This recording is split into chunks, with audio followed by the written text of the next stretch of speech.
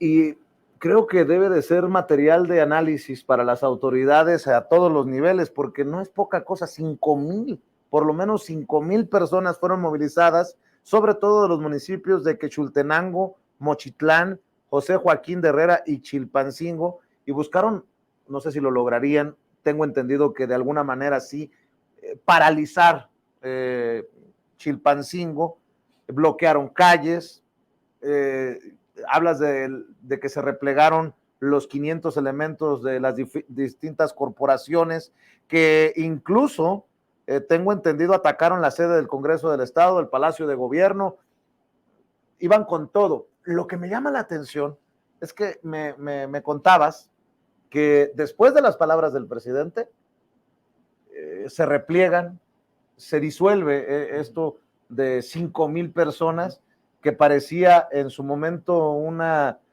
pues no rebelión, una manifestación estrictamente ciudadana, pero después de que el presidente los destapa, es que así como llegaron se fueron. ¿Qué entiendes de esto? Sí, mira, de entrada, Vicente, tendríamos que señalar que muchos de los periodistas que conocen el tema, que están ahí, incluso en Guerrero, inmediatamente empezaron a decir, son los ardillos. Quienes no le daban esa caracterización eran los medios corporativos que trataban, los grandes medios que trataban de montarse en una supuesta manifestación que ellos veían ciudadana para poner en evidencia a las autoridades estatales y federales.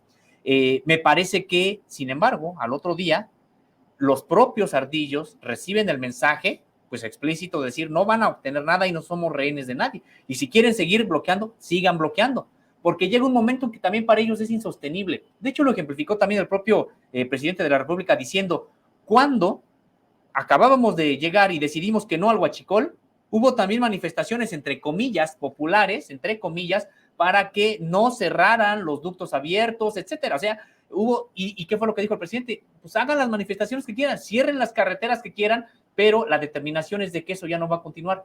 En este sentido también les dijo, hagan lo que hagan, la persona va a seguir aprendida. Y me parece, Vicente, que se vieron desnudos estos líderes de los propios ardillos y mejor replegaron ya a su gente. ¿Qué tan importante, qué tan poderoso es este grupo de los ardillos en comparación a otros grupos? Porque estoy leyendo lo que publicas en Contralínea y el documento de la Sedena, de la Secretaría de la Defensa Nacional, da cuenta de 18, 19 grupos de la delincuencia organizada que tienen actividad en Guerrero, solo en Guerrero, entre ellos el Cártel de Sinaloa, el Cártel Jalisco Nueva Generación, y bueno, este documento, me corrige si estoy equivocado, sí, también ubica las rutas de trasiego por donde mueven la mercancía prohibida estos grupos, estas organizaciones, para cruzar ese estado.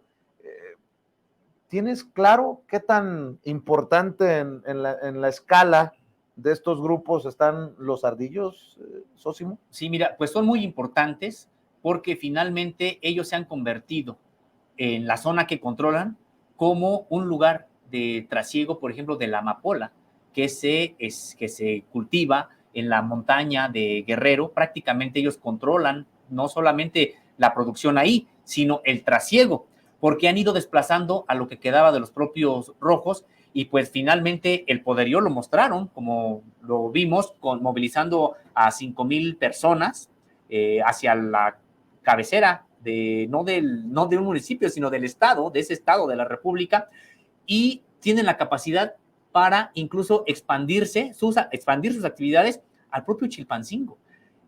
No llegan y se van, es que ya están ahí, son los que controlan también rutas de taxis, son los que controlan, es decir, los propios taxis tienen, por ejemplo, de Chilpancingo, de Tixla, hacia Tlapa de Comonfort, que es la montaña, pues son rutas que la gente necesita utilizar de taxis colectivos, que son los que llevan el desayuno en la mañana, me refiero desde Chilpancingo o desde Tixla o desde Chilapa hasta Tlapa, son los que llevan productos, mercancías legales, personas que trabajan, que tienen que trasladar de una ciudad a otra.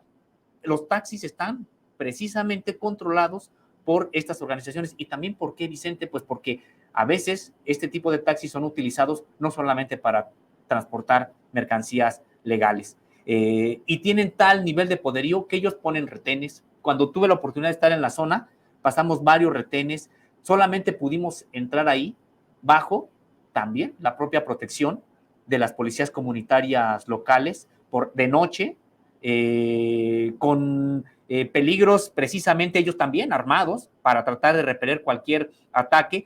Hay lugares donde controla la policía comunitaria y son lugares seguros, pero hay caminos que están en disputa, otros que se tienen que pasar rapidísimo porque están bajo control de los ardillos y en cualquier momento puede haber algún tipo de ataque. Y al mismo tiempo son zonas donde si recibiera uno un ataque, no puedes pedir ayuda, no hay comunicación. Es decir, se trata de una situación muy, muy complicada que hasta la fecha, siguen viviendo estas comunidades indígenas, nahuas, la mayoría de ellas. Por eso también a veces la desesperación, cuando dicen es que necesitamos que ya esté la guardia o necesitamos que ya lo saquen. Yo entiendo también que no va a ser meramente con violencia como van a poder disolver esta organización de los ardillos. Es mucho más profundo el asunto y tiene que ver con generar otro tipo de condiciones sociales, pues para que la gente no termine sometiéndose o enganchándose a estas organizaciones. Recuerdo lo complicado, ¿no? Solo como anécdota, pero para que lo entienda la gente. Héctor Astudillo, antes de ser gobernador, recuerdo que tuve la oportunidad de platicar con él cuando esto de las inundaciones, y recuerdo que le decía, yo quiero ir a esta zona de Guerrero, no la voy a mencionar para no desnudar a los personajes involucrados, y me dijo, Vicente, piénsala bien. Me dice, es muy complicado porque ya averigüé, o ya te averigüé, y el general del ejército, a pesar de que tú consigas el avión, la avioneta, no garantiza que puedas aterrizar.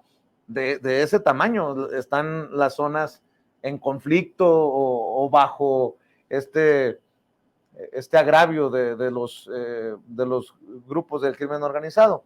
Pero me lleva a un tema que para mí es apasionante, triste, pero también apasionante, Sosimo. ¿Cómo este gobierno le está apostando a programas sociales para desde la base social tratar de arrebatarle a estos jóvenes, a estas personas que pueden ver en el crimen organizado una opción ante tanta marginación, ante tanta pobreza, y bueno, en estas zonas en donde, por ejemplo, históricamente ha resultado mejor negocio sembrar amapola que sembrar la mazorca, ¿no? El maíz. Entonces, están también estas zonas bajo ese dilema, o los programas sociales y dedicarme a lo legal, o seguir por el camino del crimen organizado. Es interesantísimo este fenómeno social y lo que representa Guerrero en este sentido, socio. Sí, y particularmente esta zona, Vicente, porque las personas en términos generales no se quieren dedicar al narcotráfico, porque además no tienen esa visión aspiracionista del tener la camioneta, del tener un tipo de reconocimiento, entre comillas, social, ni siquiera. Son comunidades indígenas con un profundo arraigo a su cultura, con un respeto y amor a su cultura, que ni siquiera les llama la atención el convertirse en este tipo de personajes de telenovela. Capos. Ajá, ni siquiera les llama la atención, no está eso en su horizonte. Por eso también está esta resistencia. Por eso también aquí florecen este tipo de organizaciones como el CIPOG, como las policías comunitarias, las auténticas policías comunitarias, las guardias comunales. En estos lugares florecen porque son un dique a estas organizaciones que también hay que señalarlo. Claro que tienen personas de dentro, a veces porque sí hay quienes se dejan enganchar. La mayoría de muchas de las comunidades que ahora tienen que a una convocatoria de los ardillos asistir, pues es porque saben que está en juego su vida. Y no me refiero a que puedan perder su vida de manera inmediata con un balazo, que también ocurre. No, sino simple y sencillamente también les quitan las posibilidades de sembrar, les quitan cualquier posibilidad incluso de salir, de comprar en algún lugar, etcétera. Entonces, ¿cuántas personas incluso que estuvieron, y lo tenemos documentado, cuántas personas que estuvieron resistiendo pacíficamente a los ardillos ya no llegaron a su trabajo, o ya no llegaron a una tienda, a una Conasupo, Los profesores normalistas rurales, la mayoría de ellos, ¿cuántos también ya no llegaron a su escuela en estos caminos terregosos precisamente por la acción de este tipo de grupos? Entonces, me parece, Vicente, que hay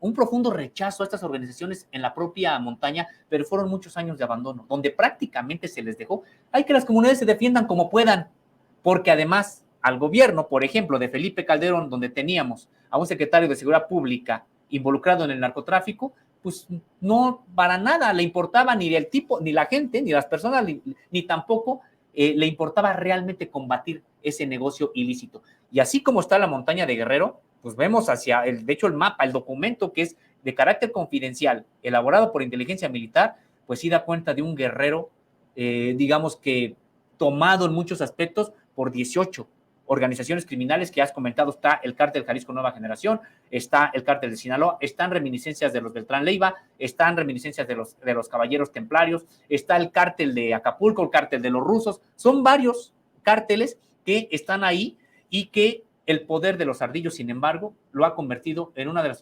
organizaciones más fuertes a nivel de Guerrero en ese estado.